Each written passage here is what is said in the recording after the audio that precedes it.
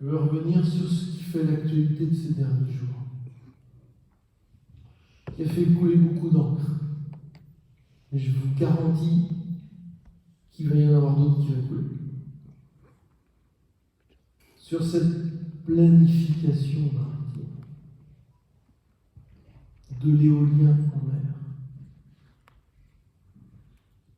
Comment est-ce possible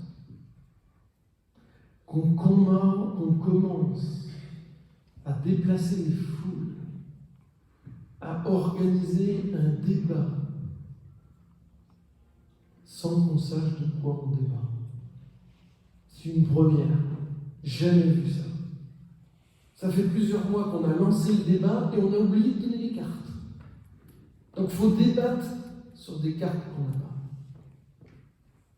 Mais comment est-ce possible?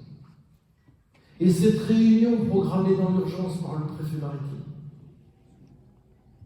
on reçoit le mail à 19h14 le lundi pour être convoqué, le doigt sur la couture. À 13h le mercredi, même pas 48 heures après. Mais pour qui nous prend-on? Le sénateur a eu l'occasion de prendre la parole en début en disant « Excusez-moi, monsieur le préfet, c'est inadmissible et j'ai autre chose ». Le député a fait la même chose, etc., etc. Et quand le maire de Saint-Gilles ose dire « Monsieur le préfet, mais vous vous rendez compte? Mais qu'est-ce que je vais dire à mes pêcheurs que je dois rencontrer dans un quart d'heure ?» Et comme si la plaisanterie n'avait pas été suffisante, un préfet maritime, un amiral, répond au maire en question, conseiller régional, président du comité de commune. « Oh, mais réjouissez-vous! Vous allez leur annoncer une bonne nouvelle! Ils ont les cartes maintenant. » Mais comment est-ce qu'on peut faire ça? Et d'ajouter, comme si ce n'était pas suffisant, le maire se rebellant, d'ajouter, tout simplement en disant « Ah non, mais monsieur le maire, ne dramatisez pas non plus. » Mais qui est en train d'exciter nos populations, se moquer des élus qui sont en contact permanent avec les populations? Qui se moque des pêcheurs qui viennent de subir un mois au port sans qu'ils ne comprennent pourquoi, après avoir subi des quotas, etc., etc. Je vous le dis, j'ai rencontré Christophe Béchu mercredi dernier au ministère. Il a eu l'immense amabilité de me recevoir. Et j'ai pas eu le temps de prendre la parole, que c'est lui qui me dit « Ah, je suis vraiment désolé. » Ben oui. Et je veux le remercier ici, devant vous. J'ai vu un ministre embêté. J'ai vu un ministre attentif. J'ai vu un ministre qui a envie de comprendre notre désarroi. Vous le savez, Maxence l'a dit tout à l'heure, je suis pourtant engagé depuis de nombreuses années, quand j'étais député déjà, membre de la commission spéciale pour la transition énergétique. Vous le savez combien ici, en Vendée, Laurent et tous les élus vendéens autour du CIDEM ont beaucoup bossé sur la transition énergétique, nous qui avons vécu Xinitia. On le sait, l'élévation du niveau de la mer, on l'a vu ces derniers jours avec des coefficients de marée qui nous font peur. On le sait que ce climat est perturbé et qu'il nous faut réagir.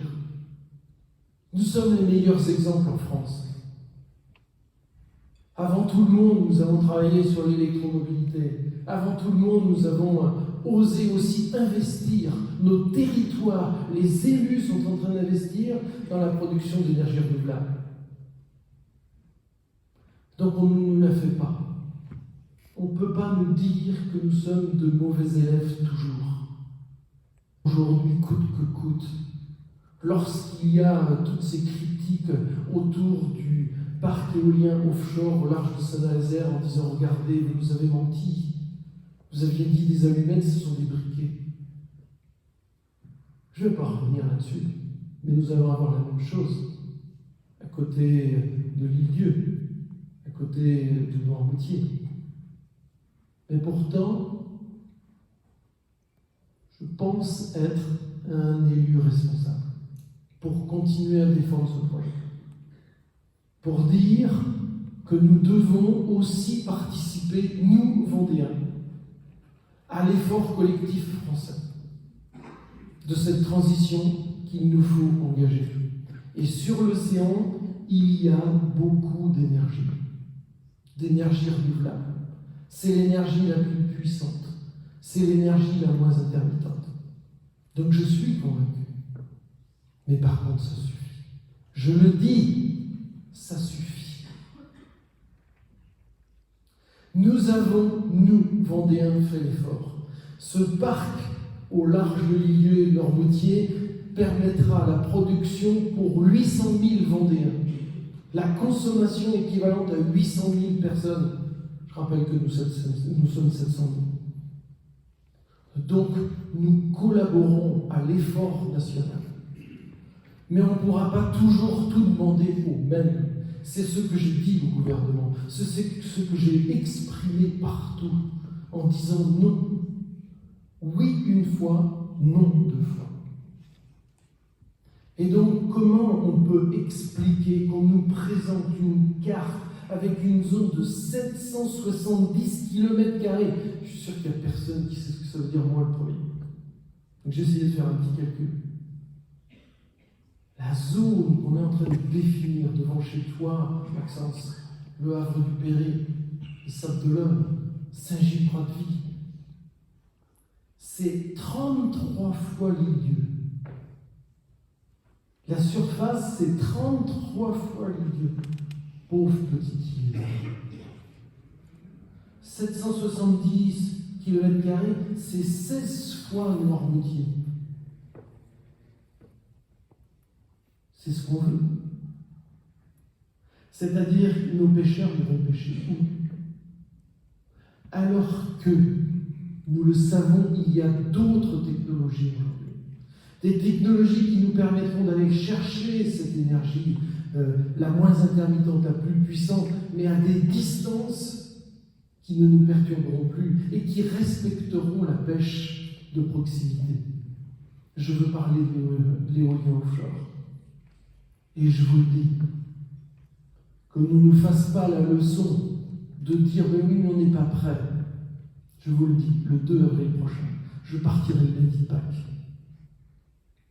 laissant ma famille.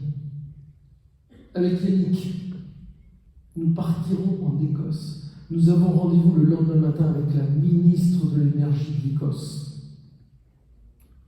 Parce que eux, ils ont des parcs éoliens flottants au large. Alors pourquoi les Écossais seraient plus intelligents que les Français? Donc il va falloir cesser de le dire.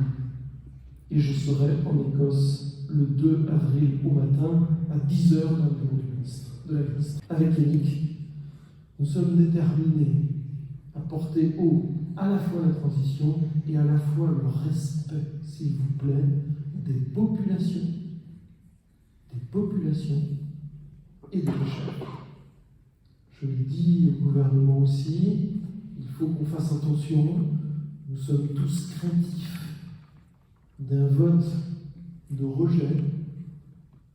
Ce genre de projet, si les élus locaux ne sont pas écoutés, participeront à ce vote de rejet. C'est ce que je ne souhaite pas pour notre pays, c'est ce que je ne souhaite pas pour notre beau département. Je vous le dis, je me battrai jusqu'au bout, et c'est ce qui me réconforte, c'est que nous sommes unis. Et je nous invite, chers collègues élus, à le rester, à rester unis. J'avais, hier matin, comme je vous le disais tout à l'heure, la présidente de région au téléphone, et qui tient le coup, elle aussi. Donc, c'est-à-dire que c'est ensemble, tous les élus vendéens,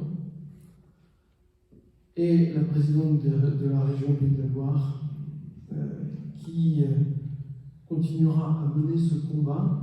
Ce n'est pas un combat contre, c'est un combat pour C'est un combat pour de l'éolien au large. Excusez-moi du gros mot, qui n'emmerde plus les populations, mais par contre qui sont au service d'une production d'énergie renouvelable indispensable. Voilà ce que je souhaite vraiment pour notre département.